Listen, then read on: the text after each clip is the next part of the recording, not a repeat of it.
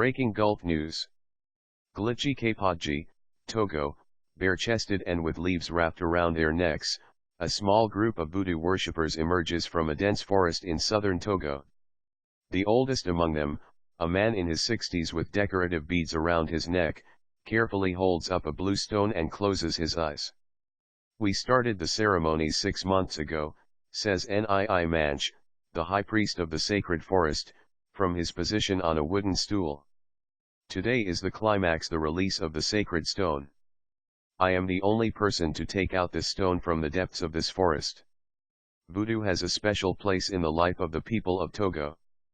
The nature-based belief system emerged at the end of the 16th century in the town of Tado on the Mono River, which separates the country from Benin to the east. Followers worship a single deity, the Mahu or Segbolissa, through more than 200 deities who are represented mostly by clods of earth.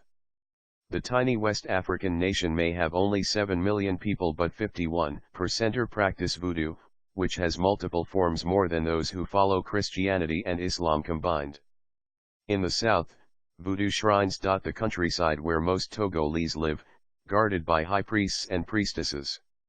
In Lomé, the fetish market is renowned across West Africa and is home to traditional healers using objects from skulls and dried animal skins to bones, features and statues to treat ailments. For the Guin people of Anho, Togo's second city some 50 kilometers east of the capital, Lomé, the annual Epek or Ekpesaso festival in September marks the start of the new year. The traditional taking of the sacred stone ceremony was started in 1663 by settlers from the former Gold Coast, modern-day Ghana, and has now taken place 353 times.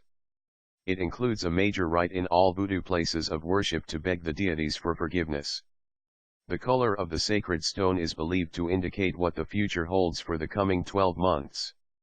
Last year, the stone was white, which with blue indicates good fortune. Red signals danger, according to followers.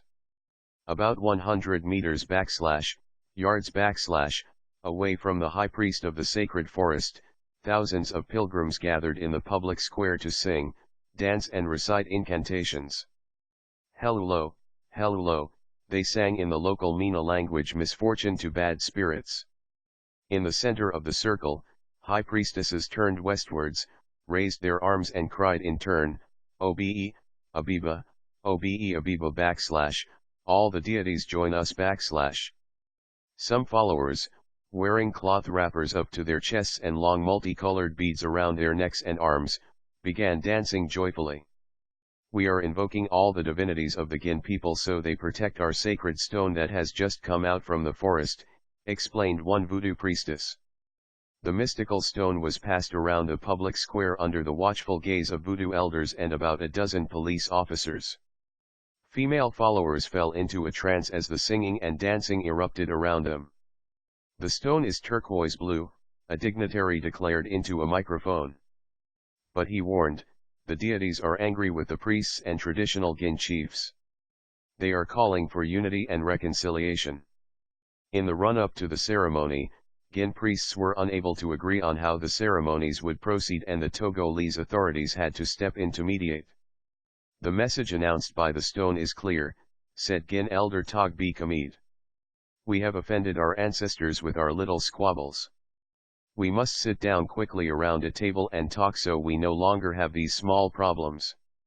The Epek festival attracts pilgrims from across Togo to worship, sing, offer sacrifices, and seek blessings. Increasingly, followers from Benin, Ghana, Ivory Coast, and Nigeria come to worship, and it has become a tourist attraction for many Western visitors.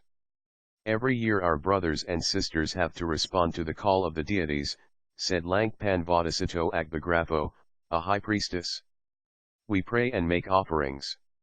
I've been to this ceremony for the last 28 years and my wishes are always granted," she added. Ayayi Freeman, from Nigeria, has come to GLIDJI-KPODJI since he was a boy. "It's the tradition that our ancestors left us and I will never abandon it. This sacred stone is my spirit." AFP